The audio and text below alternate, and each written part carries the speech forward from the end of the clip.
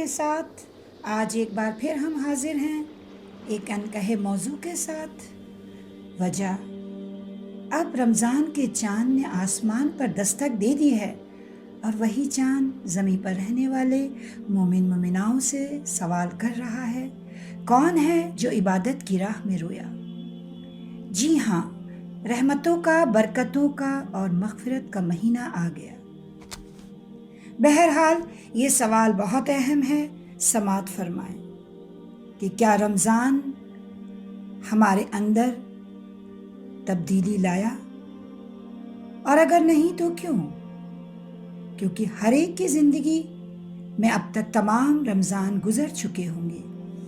آج اسی بات کے ساتھ آغاز موضوع، تقدیر بدل جائے گی راتوں کو اٹھ کر، اللہ سے مانگو تو صحیح، کیونکہ دل اسی سے لگاؤ جس نے دل بنایا ہے۔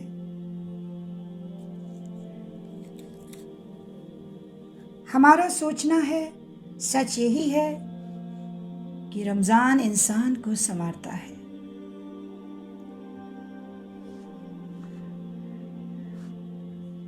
آج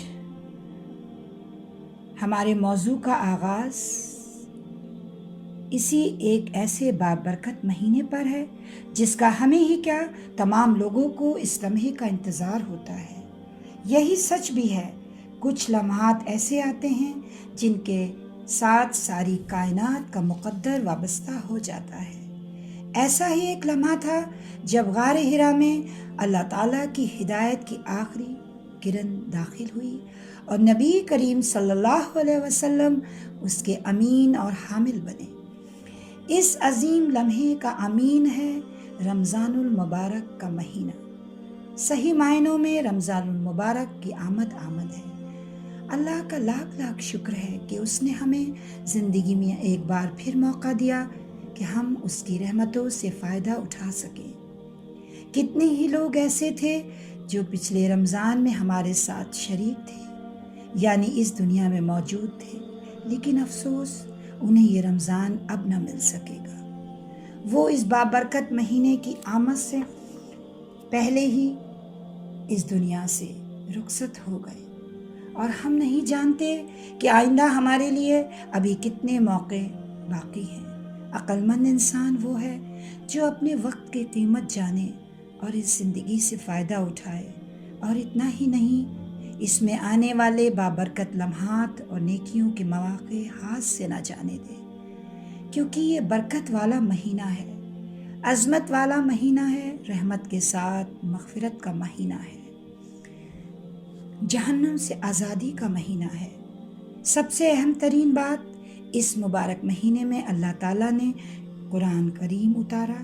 اسی مہینے کے دامن میں وہ انمول رات ہے کہ اس ایک رات میں ہزاروں مہینوں سے بڑھ کر بھلائی اور برکت کے خزانے ہیں۔ جیسا کہ آپ سب آشنا ہوں گے کہ رمضان ہی وہ مہینہ ہے جس میں قرآن نازل کیا گیا، جو سارے انسانوں کے لیے شروع سے آخر تک ہدایت ہے اور ایسی کھلی تعلیمات پر مشتمل ہے جو سیدھی راہ دکھانے والی اور حق اور باطل کا فرق کھول کر رکھ دینے والی ہے۔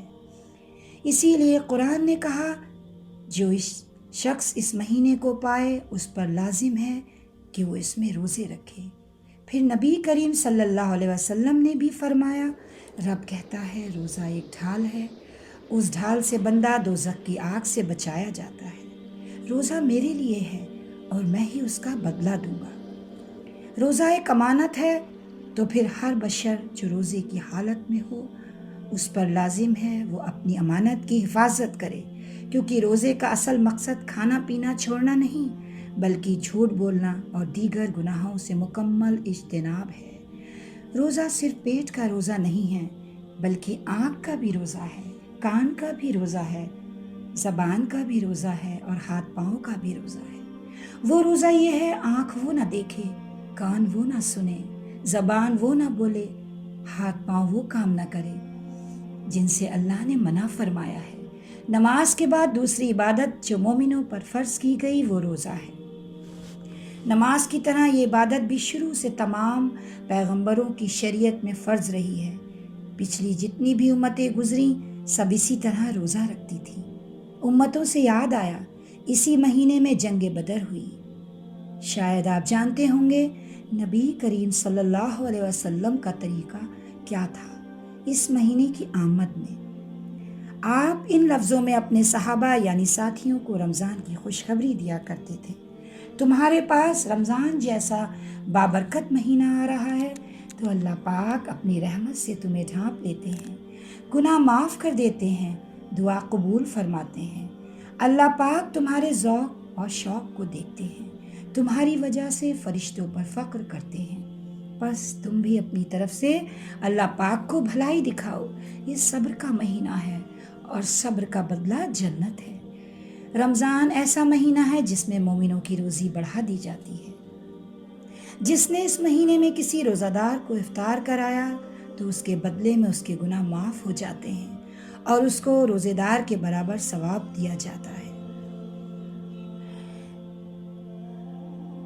اتنا ہی نہیں، روزے دار کے پاس جب کھانا کھایا جائے تو ان کے کھانے سے فارغ ہونے تک فرشتے اس کے حق میں دعا کرتے رہتے ہیں۔ جنت میں ایک دروازہ ہے جسے ریان کہا جاتا ہے، قیامت کے دن اس سے صرف روزے دار داخل ہوں گے، اس کے سوا اس سے کوئی داخل نہیں ہوگا۔ کہا جائے گا روزے دار کہاں ہیں تو وہ کھڑے ہوں گے اور اس سے داخل ہو جائیں گے۔ ہم تو بس اتنا ہی کہیں گے، یہ مبارک مہینہ کسی مومن کو ملے اور وہ اپنی مغفرت نہ کرا پائے، نہ مغفرت کی کوشش کرے تو بڑے رنج کی بات ہے۔ بڑی آسان سی بات ہے، جب یہ مہینہ اتنی فضیلت رکھتا ہے تو ہمیں اس بات پر غور کرنا چاہیے کہ اس کے شب روز کتنے قیمتی ہیں۔ پل پل کا حساب اللہ کے ہاں آ جا رہا ہوگا۔ اور اتنا ہی نہیں، روزہ اور قرآن قیامت کے دن بندے کے لیے سفارش کریں گے۔ وہ کیا، آئیے جانیں۔ روزہ کہے گا، اے میرے رب، میں نے اس بندے کو کھانے سے، اپنی خواہشات پوری کرنے سے روکے رکھا، اس کے بارے میں میری سفارش قبول فرما۔ اور پھر قرآن کہے گا، اے میرے رب، میں نے اس بندے کو رات میں سونے سے روکے رکھا، لہٰذا اس کے بارے میں میری سفارش قبول فرما۔ واللہ دونوں کی سفارش قبول کی جائے گی۔ پھر اللہ تعالیٰ نے اپنی کتاب میں صاف طور پر کہا ہے، ہم نے اسے روشن کتاب کو برکت والی رات میں اتارا، تبھی تو اچھا نفلی عمل فرض عمل کے درجے کو پہنچ جاتا ہے اور فرض عمل 70 گنا زیادہ وزنی اور بلند ہو جاتا ہے۔ نبی کریم صلی اللہ علیہ وسلم یہ دعا مانگا کرتے تھے، اے اللہ میری آخری عمر کو بہتر بنا دے، میرے آخری اعمال کو بہتر بنا دے اور میرا بہتر دن اپنی ملاقات کے دن کو بنا دے۔ ہاں، اسی کے ساتھ ایک بات اور کہ اس ماہ کے آخری 10 دنوں میں شب قدر کا یقین ہوتا ہے۔ یہ وہ رات ہے جسے اللہ نے 1000 مہینوں سے بہتر بنایا ہے اور اس کی فضیلت میں مستقل ایک سورہ یعنی سورۃ القدر نازل کی ہے۔ قرآن کریم کی آیتوں سے رمضان میں اس رات کا ہونا یقینی ہے اور حدیثوں میں بھی رمضان کے آخری 10 دنوں میں شب قدر کو تلاش کرنے کا حکم دیا گیا ہے۔ آپ نبی کریم صلی اللہ علیہ وسلم کا معمول تھا کہ جب رمضان کے آخری 10 دنوں میں داخل ہوتے تو رات بھر عبادت کرتے اور اپنی بیویوں کو بھی جگاتے اور اعتکاف بھی کرتے۔ اتنی ساری خوبیوں کو جاننے کے بعد اب ہمارے دل کی صدا ہم سے یہی کہہ رہی ہے، واقعی میں اگر دیکھا جائے تو رمضان کے یہ 30 دن دراصل ہماری ٹریننگ کرتے ہیں کہ اے بندہ مومن، صرف رمضان میں ہی نہیں، بعد میں بھی تم روزے کی حالت میں ہو، تمہیں تو ساری زندگی ہی روزہ رکھنا ہے۔ یہ تو مخصوص قسم کا روزہ ہے جس میں صرف حلال چیزوں کو چھوڑا جاتا ہے۔ کھانا پینا حلال ہے لیکن رب کے حکم سے اس سے رکتا ہے بندہ۔ کبھی کبھی ہم سوچتے ہیں، دل کی مانے یا دماغ کی، پھر بہت غور کرنے کے بعد اس نتیجے پر پہنچتے ہیں، نہ دل کا کہا مانے نہ دماغ کا سوچا سچ جانے، بس اور بس اسی بات کو سوچیں اور زندگی کی راہوں میں آگے قدم بڑھاتے جائیں کہ زندگی اذان سے نماز تک کا سفر ہے۔ رمضان کی فضیلتوں کو بیان کرتے کرتے ایک بات جو ہمارے ذہن میں بار بار آ رہی تھی وہ یہ کہ روزہ رکھ کر اس بات کا عملی تجربہ ہوتا ہے کہ غریب، محتاج اور پریشان حال انسانوں کو بھوک کس طرح ستاتی ہے، یہی وجہ رہی کہ اللہ پاک نے ہمارے دلوں میں غریب و غربا کے لیے نرمی اور ہمدردی کا جذبہ پیدا کیا۔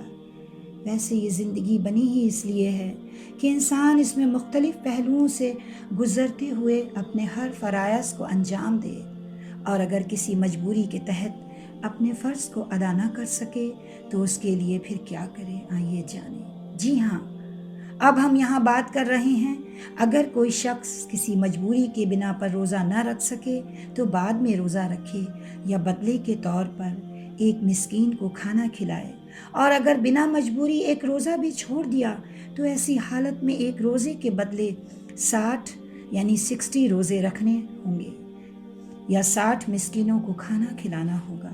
صحیح معنوں میں اگر اللہ کے بندے رمضان کے مہینے کی اہمیت جان لیں تو شاید یہی تمنا کریں گے کہ سارا سال رمضان ہو، کیونکہ نیکی کا جو موقع اس مہینے میں نصیب ہوتا ہے، جو رب کی رحمت اس عظیم مہینے میں آتی ہے، اس کی جتنی تعریف کی جائے کم ہوگی۔ پھر اسی کے ساتھ ہم کو اس بات کا احساس کہ اس مہینے کی اہم خصوصیات رحمت، مغفرت، آگ سے نجات اور ان کا حصول ہے، کیونکہ نبی کریم صلی اللہ علیہ وسلم نے فرمایا، سنو تمہاری زندگی میں لمحات اور رحمت کے جھونکے آئے تو تم اس کو حاصل کرو۔ اس ماہ کے استقبال کے لیے دلوں کو آمادہ کرنا اور تیاری کرنا تاکہ دلوں میں تقوی پیدا ہو، کیونکہ اللہ تعالیٰ نے قرآن میں روزے کی فرضیت بتاتے ہوئے اس کا نتیجہ تقوی کا حصول بیان فرمایا ہے۔ نفس کو اس طرح آمادہ کرنا کہ وہ سنوارنے اور درستگی پیدا کرنے اور بہتری لانے کے لیے تیار ہو سکے، کیونکہ نبی کا یہی فرمان تھا، اے اللہ تو ہمارے نفس کو تقوی عطا کر اور اسے پاکیزگی سے نواز، کیونکہ تو اس کا مالک ہے۔ اس بات کا احساس اور شعور کہ روزے کا مہینہ اس اعتبار سے بے انتہا اہم ہے کہ اس میں اچھے اخلاق کو اجاگر کرنے میں آسانی ہوتی ہے، اور اچھے اور بہتر اخلاق میں سب سے اہم ترین صفت اخلاص ہے، صبر ہے، قربانی و نیکی اور مجاہدہ ہے، کیونکہ جنت میں زیادہ داخل ہونے والے لوگ وہ ہوں گے جن کے اندر تقوی ہوگا اور اچھا اخلاق۔ اس ماہ سے فائدہ اٹھاتے ہوئے دینی سمجھ اور دین کے فہم میں اضافے کی طرف توجہ دی جانی چاہیے۔ اللہ جس کو خیر سے نوازنا چاہتا ہے تو اسے دین کی سمجھ عطا کرتا ہے۔ اس مہینے میں نیکی اور بھلائی کے تمام کام طریقے پر جائز ہونے چاہیے، خاص طور پر اپنے قریب ترین رشتہ دار اور اعزاء اور پڑوسیوں سے تعلقات مضبوط کرنے کی طرف توجہ دینی چاہیے، اس لیے کیونکہ اللہ کا فرمان ہے، اس میں سے بعض سے زیادہ قریب ہیں۔ ایسے تمام نامناسب تفریحات سے بچنا چاہیے جو فرائض سے غافل کر دیں، بلکہ معمولات میں اور شب و روز کے کاموں میں اعتدال پیدا کرنا چاہیے۔ کیونکہ رب اعتدال اور تواضع کو پسند فرماتا ہے۔ صحیح معنوں میں روزہ خالق اور مالک کے بیچ ایک رازدارانہ عبادت ہے، اس میں ریاکاری اور دکھاوے کی کوئی گنجائش نہیں ہے۔ اب وقت ہے آپ لوگوں سے الوداع کہنے کا، تو بس آج ہم یہی دعا کریں گے، اے اللہ اس رمضان کو ہم سب کے لیے پچھلے تمام رمضانوں سے بہتر کر دے اور ہمیں اپنا قرب نصیب کر، اور قرآن کریم کو ہمارے دل کی بہار بنا دے، ہماری آنکھوں کا نور اور ہمارے غم کی کشائش اور ہماری تشویش کا دفیہ۔ ہم پر قرآن کریم کے طفیل میں رحم فرما، اسے ہمارے حق میں رہبر اور نور ہدایت بنا دے، اور جو کچھ ہم اس میں سے بھول گئے ہوں وہ یاد کرا دے، اور اس میں سے جو کچھ نہیں جانتے اسے سکھا دے۔ ہمیں اس کی تلاوت دن و رات کے اوقات میں نصیب کر، اور جو کچھ ہم نے کہا ہے اپنی رحمت سے اسے قبول فرما۔ اگر غلطی سے کوئی ایسی بات زبان سے نکل گئی ہو جو آپ کو پسند نہ آئی ہو تو ہمیں معاف کر دیجیے گا، کیونکہ اے اللہ تو بہت معاف کرنے والا ہے، معاف کرنے کو محبوب رکھتا ہے، تو مجھے معاف کر دے۔ اسی کے ساتھ اب ہے الوداع کہنے کا وقت، تو چلتے چلتے 2 لفظ آپ سے کہتے چلیں، وہ یہ کہ اے ماہ رمضان آہستہ چل، ابھی کافی قرض چکانا ہے، اللہ کو کرنا ہے راضی اور گناہوں کو مٹانا ہے، خوابوں کو لکھنا ہے اور رب کو منانا ہے۔ انشاءاللہ پھر ملیں گے ایک نئی کہانی کے ساتھ، تب تک کے لیے خدا حافظ۔